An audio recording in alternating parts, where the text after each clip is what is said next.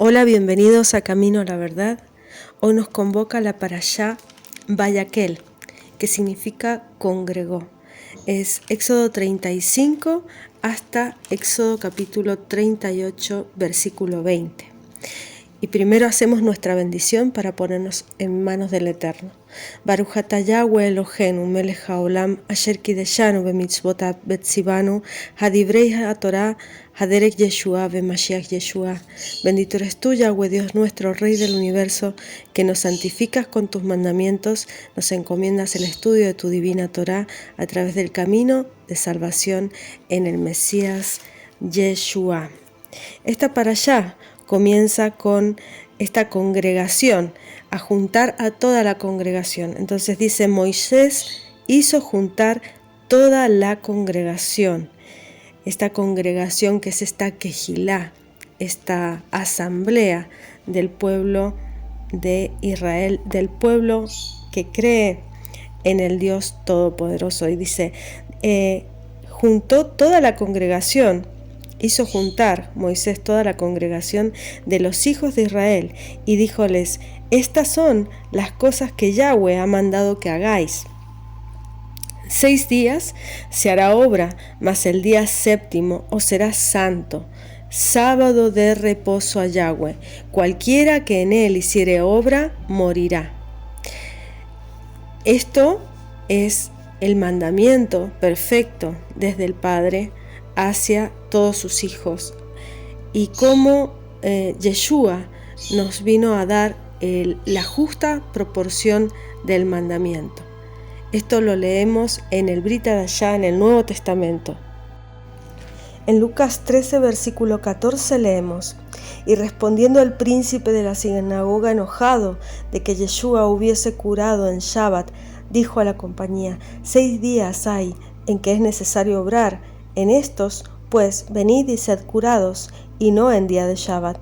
Entonces el Señor le respondió y dijo, hipócrita, cada uno de vosotros, ¿no desata en Shabbat su buey o su asno del pesebre y lo lleva a beber? Y a esta hija de Abraham, que he aquí, Satanás la había ligado 18 años, ¿no convino desatarla de esta ligadura en día de Shabbat? Aquí no está diciendo el Señor, el Adón, Yeshua, la proporción exacta de cómo debe ser el mandamiento, la aplicación del mandamiento. Dice, porfiad a entrar por la puerta angosta, porque os digo que muchos procurarán entrar y no podrán. Después que el padre de familia se levantare y cerrare la puerta, comenzaréis a estar fuera y llamar a la puerta diciendo, Señor, Señor, ábrenos. Respondiendo os dirá, no os conozco, ¿de dónde seáis? Entonces comenzaréis a decir, delante de ti hemos comido y bebido, y en nuestras plazas enseñaste. Y os dirá el Padre, dígoos que no os conozco de dónde seáis, apartaos de mí todos los obreros de iniquidad. Iniquidad está traducido aquí y es del griego anomios, que significa sin Torah, sin ley, anomios. Por lo tanto, todos aquellos que no aplican la palabra, la Torah, el pensamiento del Padre, no pueden entender al Hijo. El Hijo nos da el justo camino. Él es la puerta estrecha, la puerta angosta por donde debemos entrar. Esa puerta que lleva a salvación y no la puerta ancha que lleva a la perdición. Porque allí será el llanto y el crujir de dientes, cuando vierais a Abraham, Isaac y Jacob y todos los profetas en el reino de Elohim, vosotros excluidos. Y vendrán de oriente y del occidente, del norte, del mediodía, del sur, y se sentarán a la mesa del reino de Elohim. Y aquí son postreros los que eran los primeros, los que estaban con Yeshua hace 2000 años atrás. Y son primeros los que eran los postreros, nosotros, los del final, los llamados a las fiestas, los invitados. ¿Sí? Esto nos explica cuál es la justa proporción. También había un hombre hidrópico que estaba delante de él, tenía una enfermedad. Y respondiendo Yeshua habló a los doctores de la ley y a los fariseos diciendo: ¿Es lícito sanar en Shabbat? Ellos callaron. Entonces él, tomándole, le sanó y le despidió, y respondiendo a ellos les dijo: ¿El asno o el buey del cual de vosotros caerá en algún pozo y no lo sacará luego en día de Shabbat? Y no le podían replicar estas cosas, observando cómo escogían los primeros asientos en la mesa para sentarse a comer. Propuso una parábola a los convidados y les dijo: Cuando fueres convidado de alguna boda, no te sientes el primer lugar, no sea que otro más honrado que tú esté por el convidado, y viniendo él que te llamó a ti y a él, te diga: da lugar a este, y entonces comiences con vergüenza a tener el lugar último. Mas cuando fueres convidado, ve, siéntate en el postrer lugar, porque cuando viniere él que te llamó, te diga: amigo, sube arriba, entonces tendrás gloria delante de los que juntamente se sientan a la mesa, porque cualquiera que se ensalza será humillado, y el que se humilla será ensalzado. Qué importante es la intención que ponemos a las cosas, ¿no? Y dijo también el que le había convidado: cuando haces comida o cena, no llames a tus amigos, ni a tus hermanos, ni a tus parientes, a los vecinos ricos, porque también ellos no te vuelvan a convidar y te sea hecha compensación.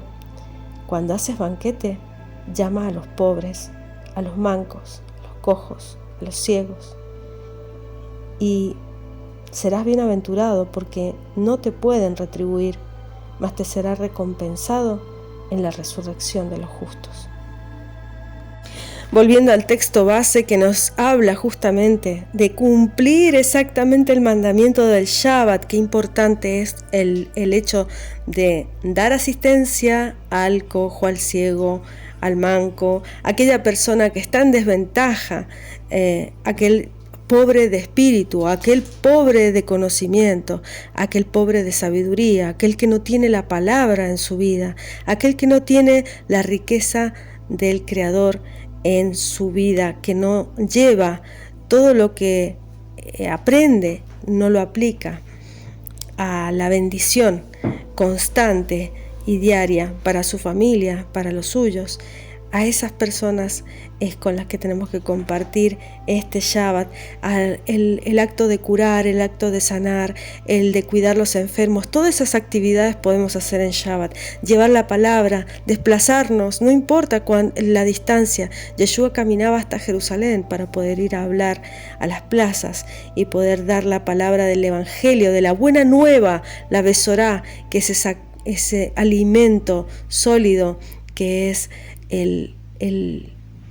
la bienaventuranza de que el reino de los cielos se había acercado y está con nosotros desde que Yeshua venció a la oscuridad en la cruz.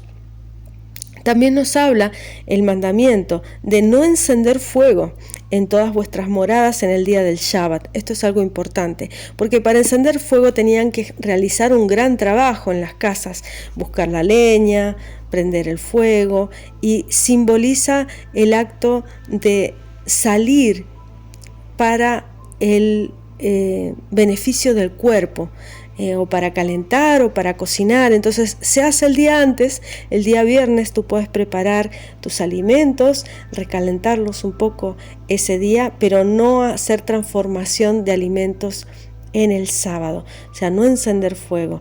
Y después dice: habló Moisés a toda la congregación de los hijos de Israel diciendo: esto es lo que Yahweh ha mandado diciendo: tomad entre vosotros ofrenda para Yahweh. Todo liberal de corazón la traerá a Yahweh: oro, plata, metal, cárdeno, púrpura, carmesí, lino fino, pelo de cabra, cueros rojos de carneros, cueros de tejones, madera de sitín, aceite para la luminaria, especias aromáticas para el aceite de la unción, para el perfume aromático, piedras de ónix, además de pedrería para el efod, y para el racional, y todo sabio de corazón que entre vosotros vendrá y hará todas las cosas que Yahweh ha mandado. ¿Y qué son las cosas que había mandado hacer Yahweh? Pues el tabernáculo, su tienda, su cubierta, los anillos, sus tablas, sus barras, columnas, basas, el arca, sus varas, la cubierta, el velo de la tienda, la mesa, las varas, todos los vasos, el pan de la proposición, el candelero de la luminaria, los vasos, las candelejas, el aceite para la luminaria, todos los elementos que existían dentro del tabernáculo. Y así también el Creador, así como da una tarea, también da la capacidad al hombre. Dice en el capítulo 36: hizo pues Bezaleel y Aholiab y todo hombre sabio de corazón, a quien Yahweh dio sabiduría e inteligencia para que supiesen hacer toda la obra del servicio del santuario, todas las cosas que había mandado Yahweh. Entonces, Él nos da la tarea, pero también nos da los recursos. Él nos da el propósito, el deseo, la ambición, la capacidad, pero también nos da la sabiduría, el entendimiento, el discernimiento de espíritu para poder obrar correctamente y de la mejor manera. Él nos limpia el camino, Él libra nuestros obstáculos para poder allanarnos el paso, para poder llegar a la concreción de esos fines que Él ya de antemano sabía que conquistaríamos. Él pone el deseo en nuestro corazón, pero también pone la sabiduría en nuestra mente para saber obrar en cada obra, siempre y cuando lo pongamos a Él como nuestro guía y hacedor, siempre y cuando traigamos la bendición del cielo a la tierra, siempre y cuando seamos canal de su bendición, recipiente dador. Un recipiente es algo que se llena, pero que si no se vacía, es imposible volverlo a llenar. Por lo tanto, esa bendición que viene del Creador no nos pertenece. Debemos compartirla, debemos darla al mundo, y esto es la obra de esta servidora, que comparte la palabra con todo aquel que tenga oídos para oír.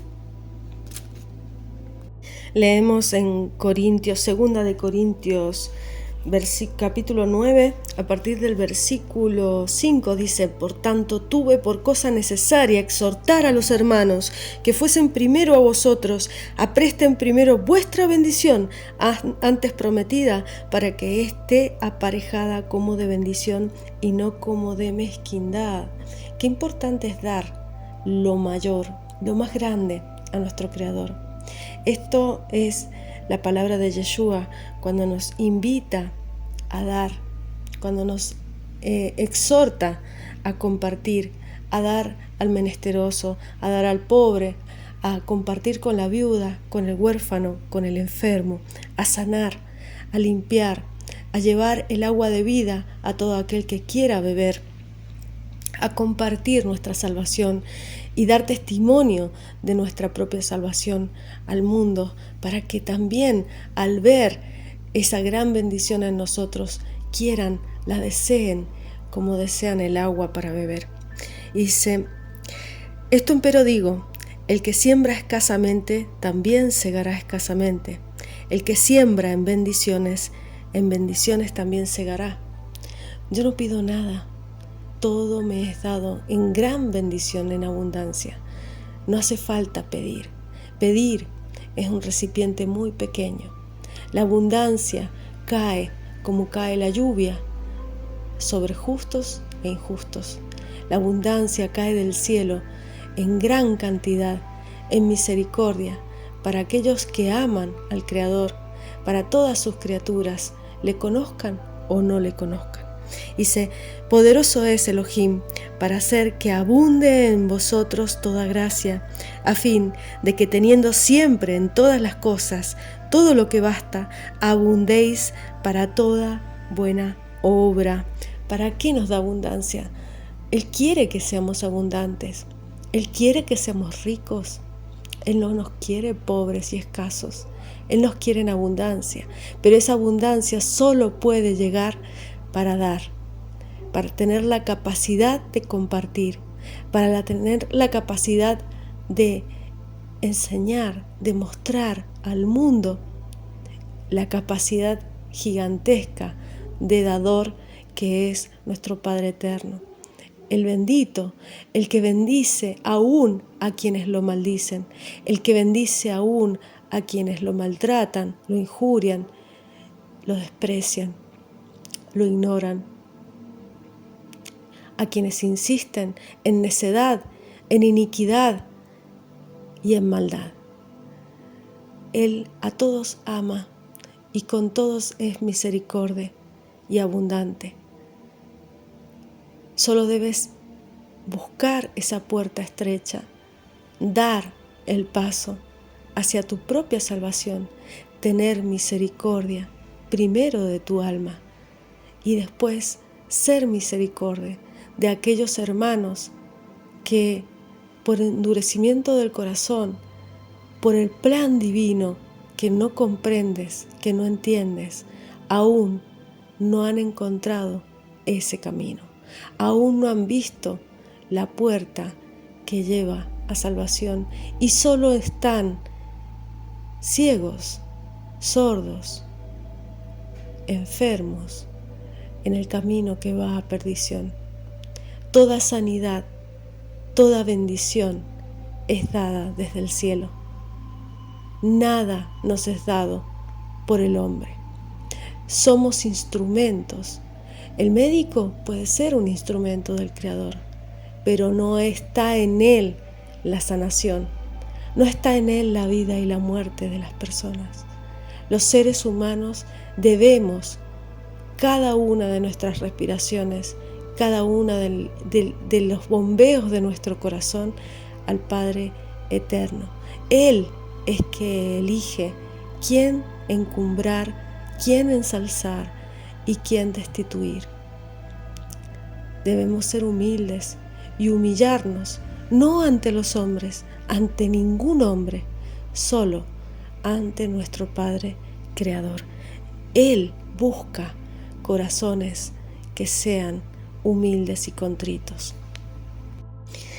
Cada uno dé como propuso en su corazón, no con tristeza o por necesidad, porque Elohim ama al dador alegre. Poderoso es Elohim para hacer que abunde en vosotros toda gracia, a fin de que teniendo siempre en todas las cosas todo lo que basta, abundéis para toda obra buena. Porque Él sabe exactamente cuáles son tus necesidades. Él sabe exactamente cuál es tu carencia, cuáles son tus faltas. Él te conoce. Él sabe tus pensamientos y los pensamientos de tu corazón. Los entiende y los conoce, los escucha claramente. Él te lee como un libro. Por lo tanto, busca ese conocimiento que te guíe al entendimiento y a la fortaleza de mantenerte en espíritu firme a la hora de la prueba, firme a la hora del quebrantamiento. Es ahí cuando debes poner tu confianza, es ahí en el obstáculo, en la prueba, cuando Él te prueba y mide tu corazón y te enseña y te educa. Al justo con palabras dulces, al impío con prueba y juicio, con rigor. Porque no se le habla igual al hijo que te ama que al que te desprecia. No se habla igual a aquel que busca y encuentra tu palabra y la abraza con pasión y con amor y con desesperación que aquel que desprecia tu agua de vida, como si se tratara de lodo. Él nos ama a todos, pero Él valora a aquellos que le buscan de verdad. En Hebreos 9 leemos: tenía empero también el primer pacto reglamentos del culto y santuario mundano. Porque el tabernáculo fue hecho, el primero, en que estaban las lámparas, la mesa, los panes de proposición, lo que llaman el santuario. Y tras el segundo velo estaba el tabernáculo, que llaman el lugar santísimo, el Kodesh HaKodashim, el cual tenía un incensario de oro, y el arca del pacto, cubierta de todas partes alrededor de oro, en lo que estaba una urna de oro que contenía el maná, la vara de Aarón que reverdeció y las tablas del pacto. Y sobre ella los querubines de gloria que cubrían el propiciatorio, de las cuales cosas no hace falta hablar, no podemos hablar ahora en particular. Estas cosas así ordenadas en el primer tabernáculo, siempre entraban los sacerdotes para hacer los oficios del culto. Mas en el segundo, solo el pontífice, una vez en el año en el Kodesh HaKodashim, entraba, no sin sangre, la cual ofrece por sí mismo y por los pecados de ignorancia del pueblo, dando en esto a entender el Espíritu Santo que aún no estaba descubierto el camino para el santuario, entre tanto que el primer tabernáculo estuviese en pie, lo cual era figura de aquel tiempo presente, en el cual se ofrecían presentes y sacrificios que no podían hacer perfecto cuanto a la conciencia se habla al que servía con ellos, consintiendo solo en viandas y en bebidas, en diversos lavamientos y ordenanzas acerca de la carne, impuestas hasta el tiempo de la corrección. Mas estando ya presente el Mesías, pontífice de los bienes que habían de venir, por el más amplio y más perfecto tabernáculo no hecho de manos, es a saber, no de esta creación, y no por sangre de machos cabríos ni de becerros, mas por su propia sangre que dio de sí mismo, entró una sola vez en el santuario, habiendo obtenido eterna redención. Él entró una sola vez y con su sangre pagó el precio pasado, presente y futuro. Porque si la sangre de los toros y de los machos cabríos y la ceniza de la becerra rociada a los inmundos santifica para la purificación de la carne, cuánto más la sangre del Mesías, el cual, por el Espíritu Eterno, se ofreció a sí mismo, sin mancha, a Elohim, limpiará vuestras conciencias de la obra de muerte para que sirváis al Elohim vivo, al Dios vivo. Así que por eso es mediador del Nuevo Testamento, el Mesías, para que interviniendo muerte para la remisión de las rebeliones que había abajo del primer testamento, los que son llamados reciban la promesa de la herencia eterna. Es por gracia, pero solamente cuando Él nos llama. Esa es la gracia. Puedes estar en cualquier situación de tu alma, puedes estar en cualquier situación de tu vida y Él te llama. Puedes estar en un camino completamente opuesto al del Creador y Él te llama y te limpia con ese divino sacrificio hecho una vez y para siempre, para todas las generaciones. Y así recibimos la promesa, doy testimonio de ello en mí misma. Recibimos la promesa de esa herencia eterna, pero una vez conquistada esa promesa, una vez recibida esa gracia del perdón, debemos caminar. El primer paso es recibir, porque solo recibimos del Creador, pero el siguiente es nuestra voluntad, es rendir todas nuestras voluntades al Creador. Porque donde hay testamento, necesario es que intervenga muerte del testador, porque el testamento con la muerte es confirmado, de otra manera no es válido, entre tanto que el testador vive. ¿De dónde vino que ni aún el primero fue consagrado sin sangre? Porque habiendo leído Moisés todos los mandamientos de la ley a todo el pueblo, tomando la sangre de los becerros y de los machos cabríos con agua, lana de grana y hisopo, roció al mismo libro y también a todo el pueblo, diciendo: esta es la sangre del testamento que Elohim os ha mandado. Y además de esto, roció también con la sangre el tabernáculo y todos los vasos del ministerio. Y casi todo es purificado según la ley con sangre, porque sin derramamiento de sangre no se hace remisión de pecados. Y este es el sacrificio de Yeshua, que quita este pecado, quita el pecado con su sangre. Fue pues necesario que las figuras de las cosas celestiales fueran purificadas con estas cosas, empero las mismas cosas celestiales con mejores sacrificios que estos.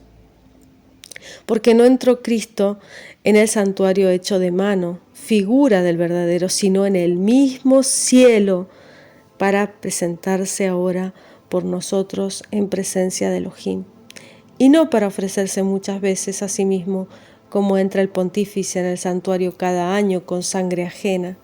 De otra manera, sería necesario que hubiera padecido muchas veces desde el principio del mundo.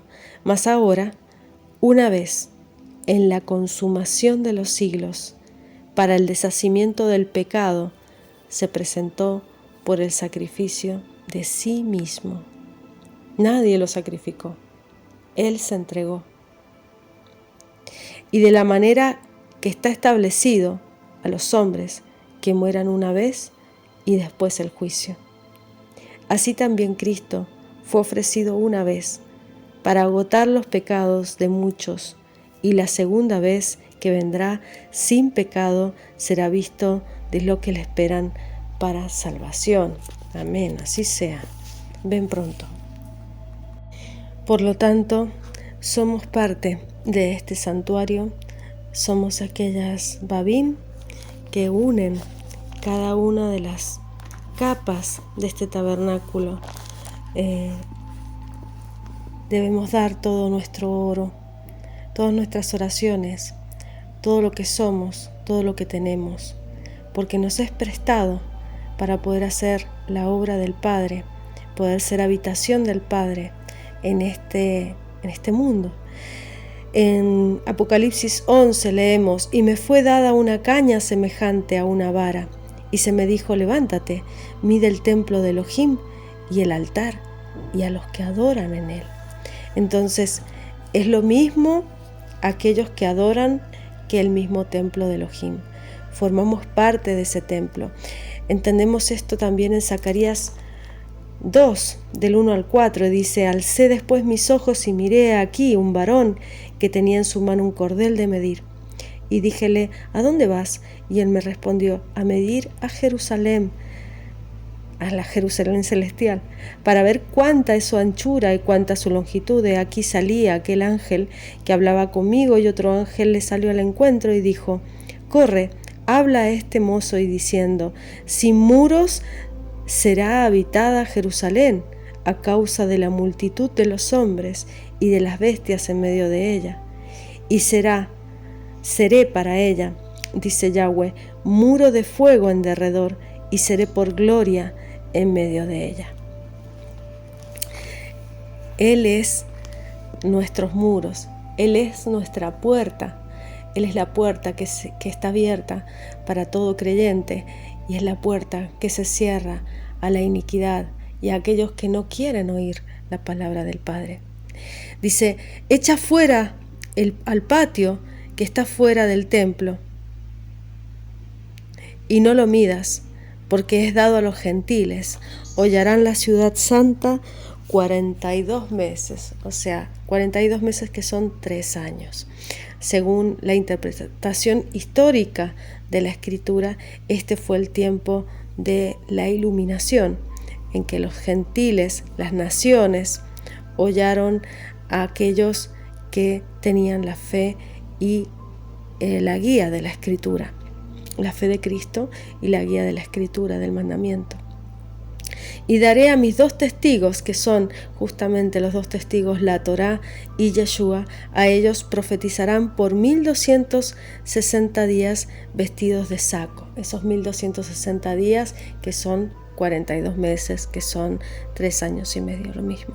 Estas son las 2 olivas, los 2 candeleros que están delante del Elohim de la tierra, el Ladabar, la palabra del Padre, la Torá, la guía dada a todos los hijos de Israel, y justamente también el profeta de profetas, Ladabar, hecha carne, el Dios vivo, Yeshua.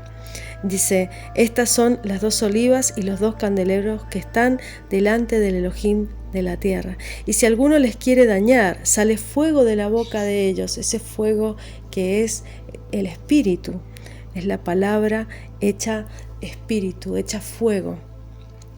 Dice, y devora a sus enemigos, y si alguno los quisiera hacer daño, es necesario que el que sea así sea muerto. Ellos mataban con la espada de su boca, porque esa espada era un fuego que devoraba el espíritu.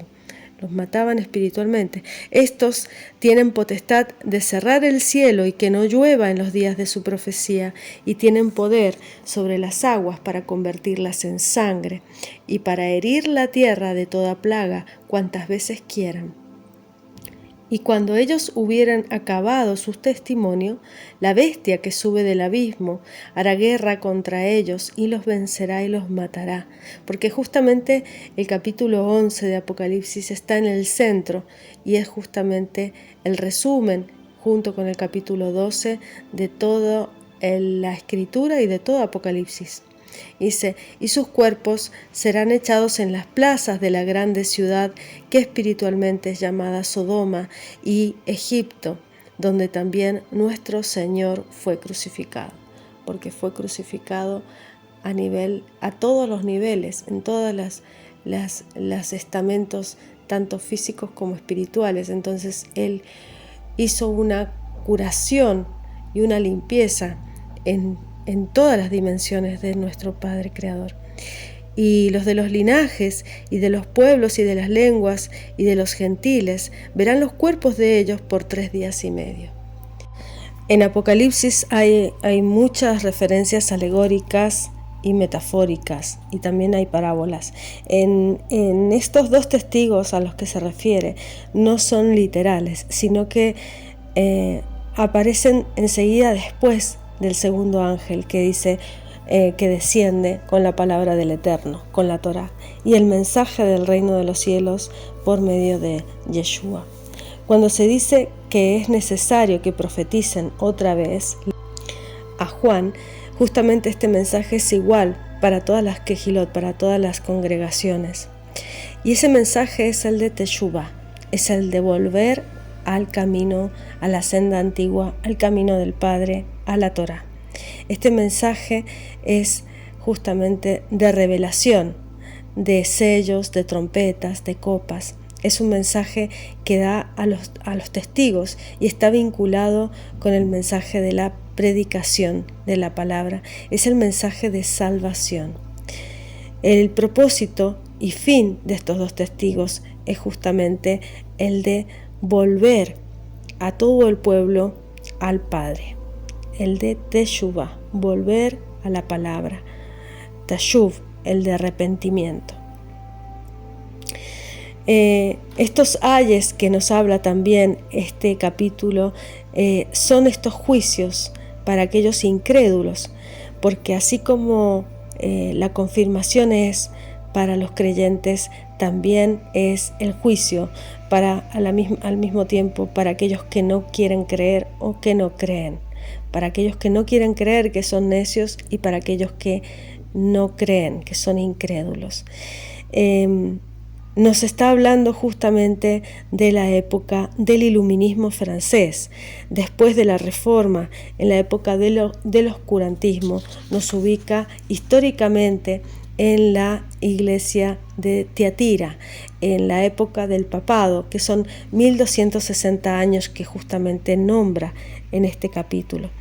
Estos dos ungidos, que es el Mashiach y la Torá, están de pie junto al Señor de toda la tierra, y es justamente este arca del testimonio y el Mesías, que es la Torá hecha carne. En Zacarías 3:8 leemos: escucha, Yehoshua, Josué, sumo sacerdote, tú y tus amigos que se sientan delante de ti, porque son varones simbólicos. He aquí yo traigo a mi siervo el renuevo, este renuevo que es Yeshua. En Apocalipsis 1:5 nos dice: y de Yeshua el testigo fiel, el primogénito de los muertos y el soberano de los reyes de la tierra. Este es Yeshua, este es su título. Y dice Juan 5:39: escudriñad las escrituras, porque a vosotros os parece que en ellas tendréis la vida eterna, y ellas son las que dan testimonio de mí. Las escrituras, la palabra da testimonio de Yeshua. Él está en toda la escritura desde el principio, desde Bereshit, desde Génesis. Isaías 8:20: a la ley y al testimonio. Si no dijeren conforme a esto, es porque no les ha amanecido. Testimonio, el arca del testimonio, la Torá. ¿Cuándo fue este ataque a los dos testigos, a la Torá? Los dos testigos predicaron 1260 días, que equivale a años, según la profecía bíblica. El mismo tiempo que los gentiles pisarían esta ciudad santa. 42 meses es igual a 1260 días, que equivale a 1260 años. Esto es igual que tiempo, tiempos y medio tiempo. Y es el tiempo donde los creyentes predicaron y extendieron el mensaje del reino de los cielos en todo el mundo. Una vez que el mensaje fue dado, el ataque llegó. En 1950, desde el año 70 después de Cristo hasta el año 1950 de nuestra era. Estos fueron gobiernos imperiales que salieron del Imperio Romano a través del oscurantismo, derivando después en la Reforma y finalmente, primero en el Papado y finalmente en la Reforma y en la consecuente Revolución Francesa.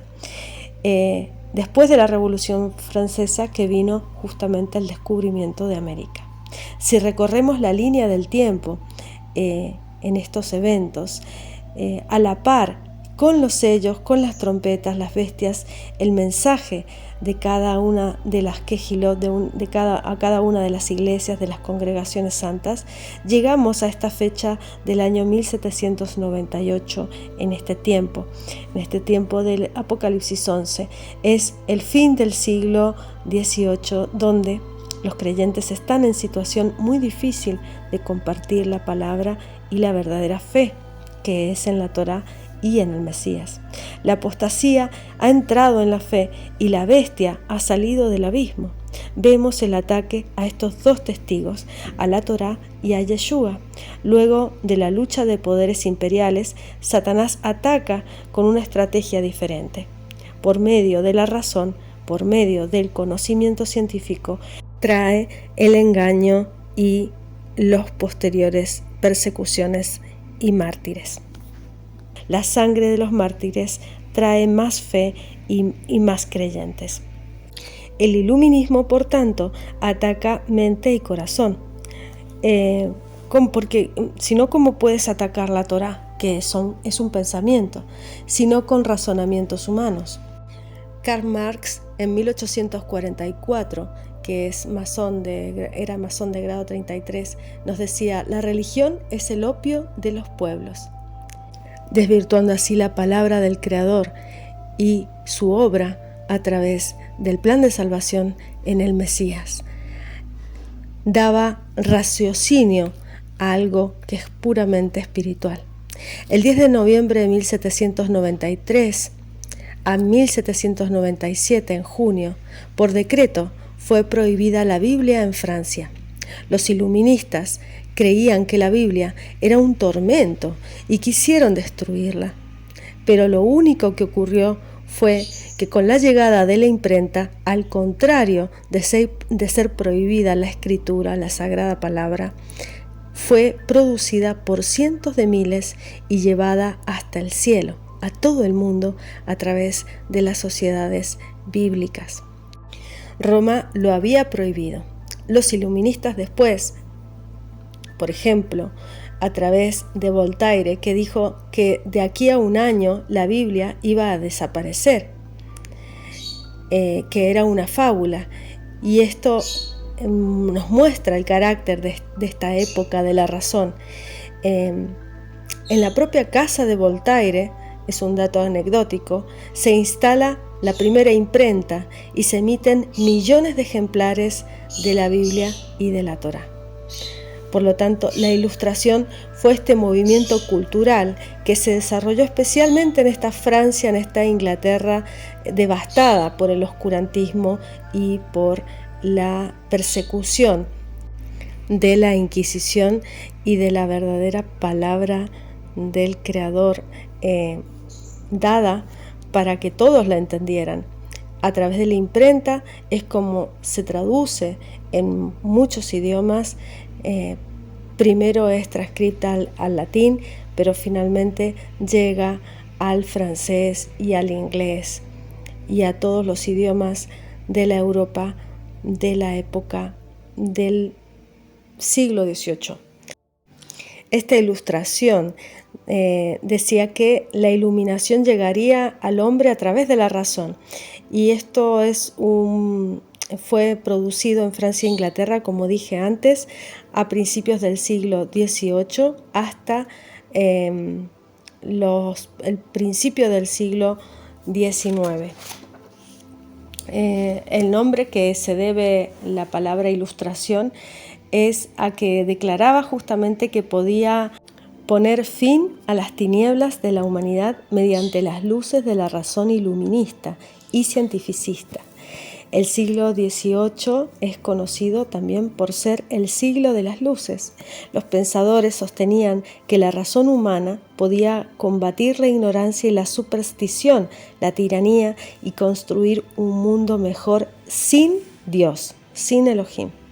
La Ilustración tuvo una gran influencia en aspectos económicos, políticos y sociales de la época. Su expresión estética fue el neoclasicismo. Theodor Herzl es influenciado por el iluminismo, Theodor Herzl, que es el padre del sionismo. La Ilustración inserta su filiación en el Renacimiento, especialmente en las corrientes racionalistas y empiristas del siglo XVII, como puede ser Descartes, Locke, Bacon, Bayle, Galileo, Grotius, Hobbes, Leibniz, Newton, Spinoza o los libertinos. Basa su desarrollo sociológico en las revoluciones políticas neerlandesas e inglesas, los sajones, en el empuje de la burguesía y de las transformaciones económicas en gestación, apoyadas en una coyuntura en alza y que desembocarían en la revolución industrial. La Ilustración significa movimiento del hombre del salir de su puerilidad mental, de la que él mismo es culpable. Llamamos puerilidad justamente a la incapacidad de usar la propia razón sin la guía de otra persona. Esta puerilidad es culpable cuando su causa no es la falta de inteligencia, sino la falta de decisión o de valor para pensar sin ayuda ajena. Nosotros les enseñamos a pensar y compartimos nuestro sistema de educación, decían los iluministas. Cuando el sistema bíblico era puro, empezaron a enviar a los pastores a las escuelas de Europa para ilustrarlos. Nosotros en la escuela te iluminamos, te ilustramos con nuestra ciencia. Todo lo que se contrapone a la Torá es iluminista.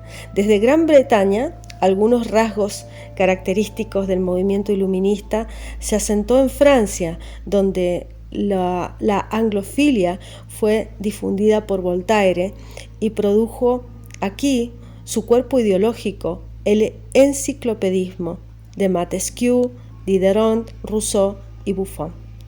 Los límites de la Ilustración han alcanzado la mayor parte del siglo XVII, aunque otros prefieren llamar a esta época la era de la razón.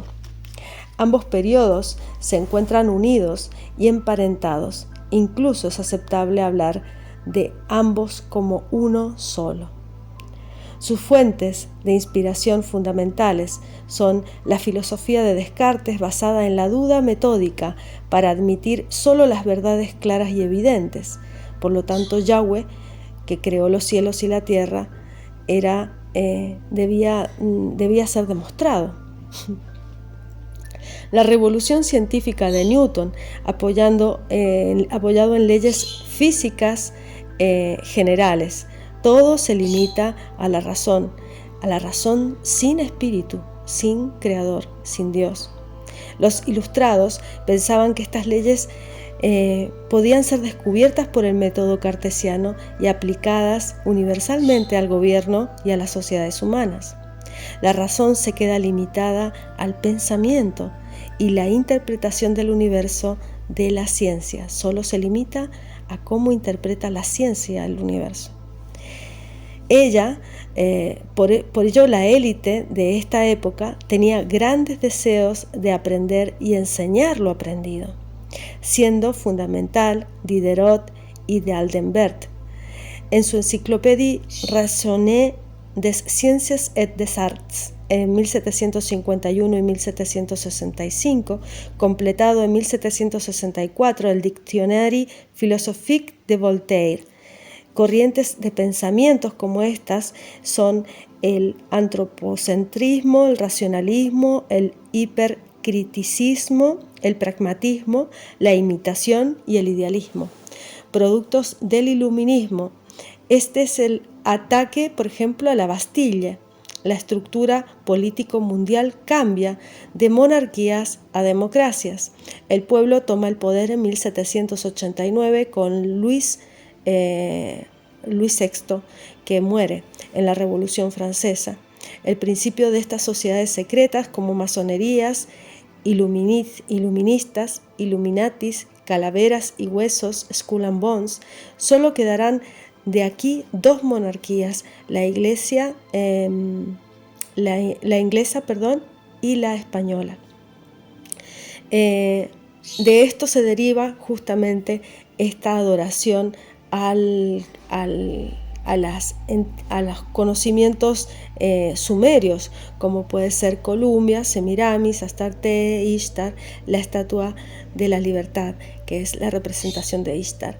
El ataque más grande a la Torá y a Yeshua es justamente la declaración de los derechos humanos en Francia, este principio de derechos humanos que nos saca de los derechos divinos del Creador, de los derechos naturales de nuestro Creador que nos da a través de la Torá. La nueva ley, que es una ley del hombre, estos derechos humanos que son una ley del hombre, estaría reemplazando la ley de Elohim. Esta etapa es más desafiante para los creyentes. ¿Por qué? Porque lo que se ve es apostasía, es una apostasía más grande de todos los tiempos. Es Laos Dike, la Odisea, Laos Dike, que significa el derecho del pueblo para el pueblo, la Odisea. Esta es la iglesia apóstata, esta ilustración que nos muestra al hombre que puede tener vida eterna a través de la ciencia sin el Elohim, sin el esfuerzo de cumplir los mandamientos y solo llevar la ciencia como mandamiento humano. Deja a Dios, tú puedes ser un Dios creador, tú puedes ser tu propio Dios. Esa es la conciencia de Laos Dike, el derecho del pueblo para el pueblo. Esto está representado también en este gorro frigio. El gorro frigio, emblema supuestamente de liberté, fraternité, todos estos emblemas son heredados de símbolos de los jacobinos. Los jacobinos fueron los creadores de la guillotina en la época de la Inquisición y son los que lideraron este movimiento de la Revolución Francesa a través del liderazgo de Adam Weishaupt, el fundador de estos Illuminatis de Baviera, esta relación que tienen directa con los jesuitas. Estos jacobinos eran franciscanos y dominicanos y son los que lideraron la Inquisición, la persecución y la matanza tan grande durante 1260 años en toda Europa. Estos 10 mandamientos de Gaia es el símil de justamente este Laos Dike. En esta época nos ubica justamente el versículo del capítulo 11, versículo 8 de Apocalipsis. Sus cuerpos serán echados en las plazas de la grande ciudad que espiritualmente es llamada Sodoma y Egipto, donde también nuestro Señor fue crucificado. Y aquí nos habla justamente de estos tiempos en que los gentiles verían por 3 días y medio, dice, y los linajes de los pueblos y de las lenguas y de los gentiles verán los cuerpos de ellos por 3 días y medio, y no permitirán que sus cuerpos sean puestos en sepulcros. Y los moradores de la tierra se gozarán sobre ellos, y se alegrarán, y se enviarán dones los unos a los otros, porque estos 2 profetas han atormentado a los que moran sobre la tierra. Y después de 3 días y medio, el espíritu de vida enviado por Elohim entró en ellos, y se alzaron sobre sus pies, y vino gran temor sobre los que los vieron. Y oyeron una grande voz del cielo que les decía: subid acá. Y subieron al cielo en una nube, y sus enemigos los vieron. Y en aquella hora fue hecho gran temblor de tierra, y la 10ª parte de la ciudad cayó, y fueron muertos en el temblor de tierra un número de 7,000 hombres, y los demás, espantados, dieron gloria al Elohim del cielo. Este es el primer ay, el que estamos viviendo, el que ya ha pasado, y dice: he aquí el tercer ay vendrá presto. Es el segundo ay, y ha pasado, y aquí el tercer ay vendrá presto. Es el 7º ángel que toca la trompeta, y que fueron hechas grandes voces en el cielo que decían: los reinos del mundo han venido a ser los reinos del Señor Elohim, del Señor del Adón y de su Mesías, y reinará para siempre jamás. Esto aún no ha acontecido. Por lo tanto, vemos en este capítulo cómo nos muestra las etapas de este tabernáculo, cómo nosotros somos hechos tabernáculo, recipiente para el Creador y para su Hijo, y cómo a través de su sacrificio hemos sido emblanquecidos, hemos sido limpiados para poder estar en su presencia, para poder ser invitados a sus bodas y poder hacer el camino que conduce a la salvación, atravesando esa puerta angosta que es Yeshua. Que el Padre eterno nos bendiga y nos guarde en todo tiempo, en todo momento, en toda circunstancia.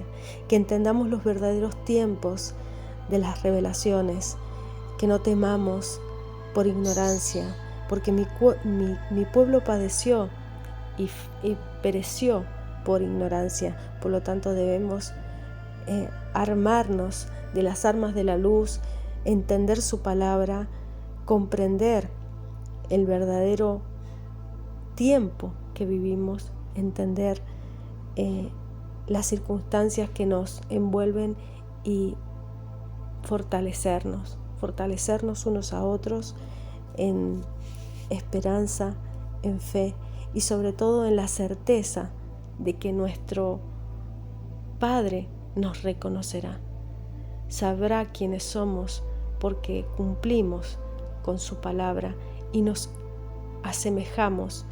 Al cumplir en obediencia, nos asemejamos a su voluntad, renunciamos a nuestra propia voluntad y nos asumimos a su voluntad, que es la más elevada y la mejor. Shalom.